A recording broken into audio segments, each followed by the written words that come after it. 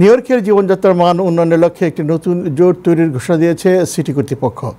মঙ্গলবার সিটি কর্মকর্তারা মিডটাউন ম্যানহাটনের মিডটাউন কমিউনিটি ইমপ্রুভমেন্ট কোয়ালিশন নামের একটি জোটের কার্যক্রম শুরু করেন। কর্মকর্তারা বলেন, এটি একটি মাল্টি এজেন্সি জোট যার লক্ষ্য হলো মিডটাউন ম্যানহাটনে নিরাপদ ব্যবসায়িক পরিবেশ এবং অবৈধ কার্যক্রম বন্ধ করা।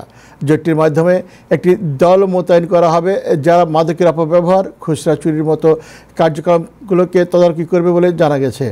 এদিকে মেয়র এরিক অ্যাডামস এক বিবৃতিতে জানান, টাইম স্কোয়াডে অপরাধ দমনের কয়েকটি এজেন্সি এবং এনওয়াইপিডির সাথে কাজ শুরু করেছেন।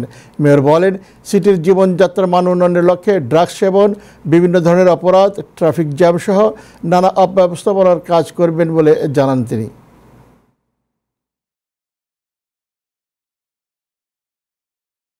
That is the heartbeat of our tourist dollar. That is our #1 draw. So it must be clean, it must be safe, and we must make sure that whomever is in the area is following appropriate rules.